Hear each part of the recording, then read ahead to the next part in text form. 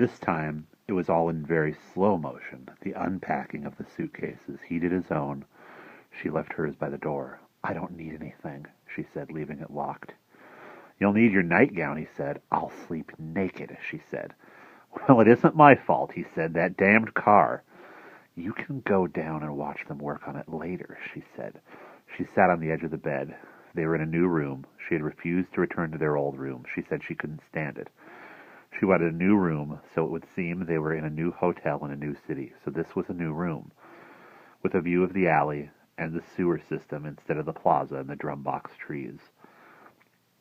"You go down and supervise the work, Joe. If you don't, you know they'll take weeks." She looked at him. "You should be down there now instead of standing around." "I'll go down," he said. "I'll go down with you. I want to buy some magazines." "You won't find any American magazines in a town like this." "I can look, can't I? Besides, we haven't much money," he said. "I don't want to have to wire my bank. It takes a god-awful time, and it's not worth the bother." "I can at least have my magazines," she said. "Maybe one or two," he said.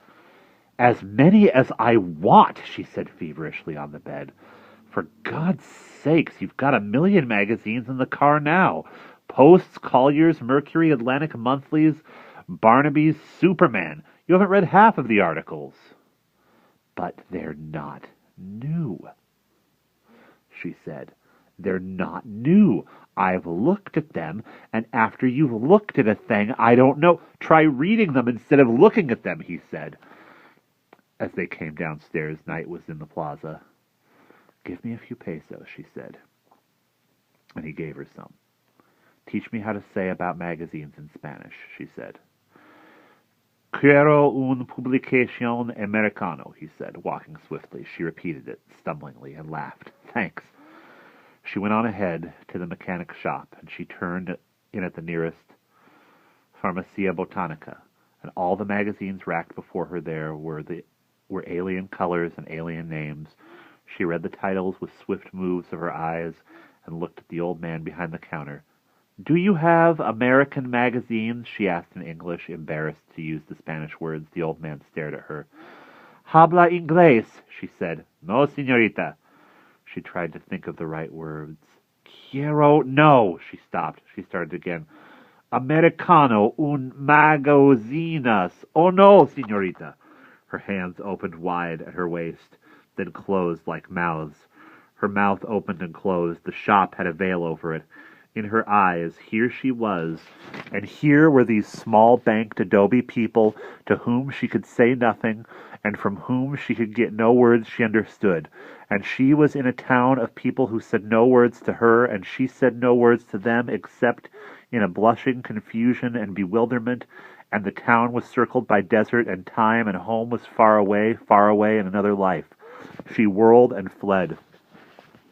Shop following shop, she found no magazines save those giving bullfights in blood on their covers, or murdered people in lace confection priests. But at last, 3 poor copies of the Post were bought, with much display and loud laughter, as she gave the vendor of this small shop a handsome tip. Rushing out with the Posts eagerly on her bosom, in both hands, she hurried along the narrow walk, took a skip over the gutter, ran across the street, sang la la, jumped onto the further walk, made another little scamper with her feet, smiled an inside smile, moving along swiftly, pressing the magazines tightly to her, half closing her eyes, breathing the charcoal evening air, feeling the wind watering past her ears. Starlight tinkled in the golden nuclei off the highly perched Greek figures atop the State Theater. A man shambled by in the shadow, balancing upon his head a basket. The basket contained bread loaves. She saw the man in the balanced basket, and suddenly she did not move, and there was no inside smile, nor did her hands clasp tight at the magazines. She watched the man walk with one hand of his gently poised up to tap the basket any time it unbalanced, and down the street he dwindled, where the magazines slipped from Marie's fingers and scattered on the walk. Snatching them up, she ran into the hotel and almost fell going upstairs.